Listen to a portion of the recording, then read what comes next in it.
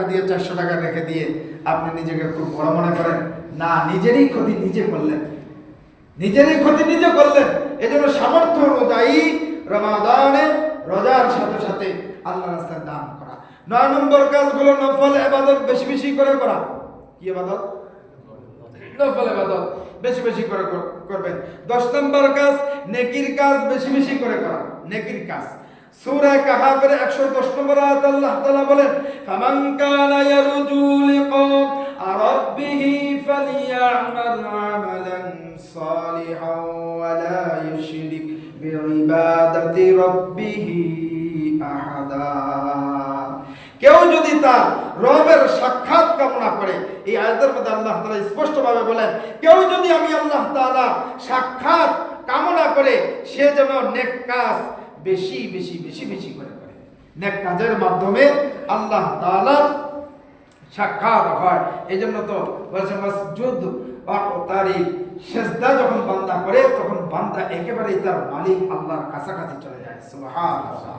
সূরা তাকাবুর 9 নম্বর আয়াত আল্লাহ তাআলা বলেন, ইয়াউমা ইয়াজমাউকুম লিয়াউমিল জাম'i যালিকা ইয়াউমুত তাগাবুন ওয়া মান ইউমিন বিল্লাহি ওয়া ইয়ামাল সালিহান يكفر عنه سيئاته ويدخله جنات تجري من تحتها الأنهار خالدين فيها أبدا ذلك الفوز العظيم। আল্লাহ তাআলা এই আয়াতের মধ্যে বলেন, যে ব্যক্তি আল্লাহকে বিশ্বাস করে নেক কাজ করে তার আগের সবগুলো পাপ, সব ধরনের গুনাহ আল্লাহ তাআলা মাফ করে দেন এবং তাকে আল্লাহ রাব্বুল আলামিন জান্নাত দান করেন। এমন এক জান্নাত আল্লাহ তাআলা তাকে দিবেন যেই জান্নাতের তলদেশ দিয়ে ঝর্ণা প্রবাহিত হতে থাকবে। ঝর্ণা, বিভিন্ন শরাবের ঝর্ণা, মধুর ঝর্ণা, এরকম বিভিন্ন ঝর্ণা তার জান্নাতের তলদেশ দিয়ে চলতে থাকবে। এই জন্য আমার ভাইরা, আল্লাহ তাআলার নির্দেশ হলো বেশি বেশি করে নেক কাজ করা। 10 নম্বর করণীয়, রমাদান মাসে আমরা বেশি বেশি করে নেক আমল করব। 11 নম্বর, দোয়া বেশি বেশি করে করা। দোয়া আল্লাহ তাআলার কাছে বেশি বেশি করে চাওয়া। যতগুলি চাইবো এর মধ্যে 2টা জিনিস আল্লাহর কাছে সবচাইতে বেশি চাও। কয়টা জিনিস? যেটা বলেন কয়টা জিনিস চাওয়া বেশি? 2টা জিনিস বেশি বেশি করে চাবো।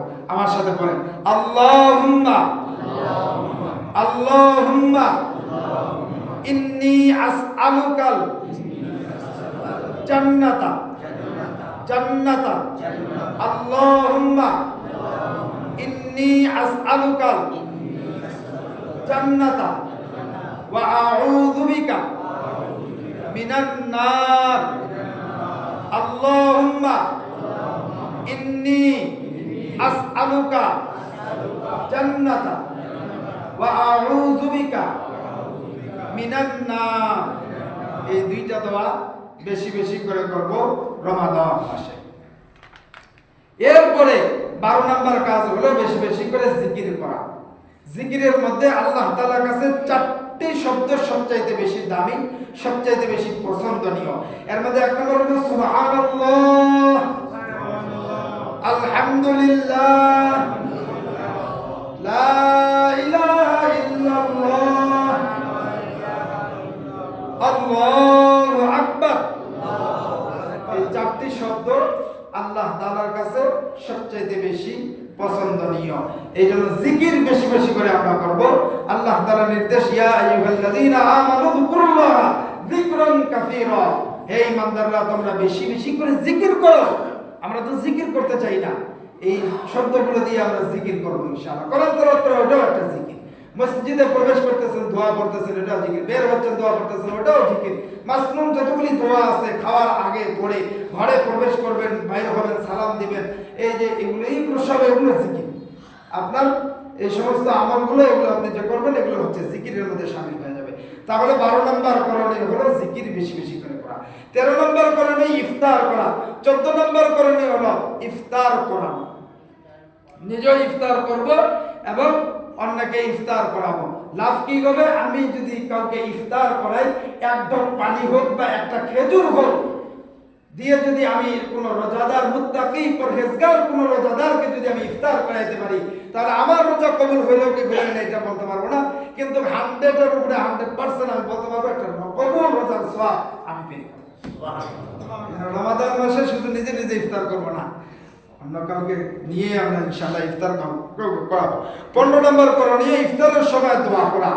ইফতারের সময় দোয়া করা। তিরমিজি শরীফের 3598 নম্বর হাদিস, রাসূল করিম সাল্লাল্লাহু আলাইহি ওয়াসাল্লাম বলেন, সালাসাতুল লা তুরাদ্দু দাওয়াতুহুম। নবীজি সাল্লাল্লাহু আলাইহি ওয়াসাল্লাম বলেন, 3 ব্যক্তির দোয়া কখনো ফেরত দেওয়া হয় না। 3 ব্যক্তির দোয়া আল্লাহ তাআলা কখনোই ফেরত দেন না। এর মধ্যে 1 নম্বর, as-সাইমু হাত্তা ইফতি। রোজাদার ব্যক্তির দোয়া আল্লাহ তাআলা ফেরত দেন না। সুবহানাল্লাহ। রোজাদার ব্যক্তির দোয়া আল্লাহ তাআলা ফেরত দেন না। 2 নম্বর, যারা মাজলুম এদের দোয়া আল্লাহ তাআলা ফেরত দেন না। মাজলুম যারা হবে তাদের দোয়া আল্লাহ তাআলা ফেরত দিবেন না। এরপরে 16 নম্বর করণীয় হলো ইতিকাফ করা। রমাদানের শেষ দশকে ইতিকাফ করা। 17 নম্বর হলো লাইলাতুল কদর তালাশ করা। শুধুই মাত্র 27 রাত ওইটাতে না, শেষ দশকের 5টা যে বেজর রাত আছে, 5 বেজর রাতেই লাইলাতুল কদর তালাশ করা। 18 নম্বর সাদাকাতুল ফিতর আদায় করা।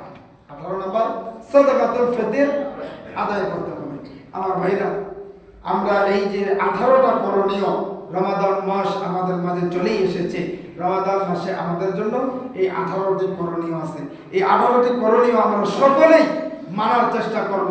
একবার 18টাই সংক্ষেপে বলে দিই শুধু হেডলাইনগুলা।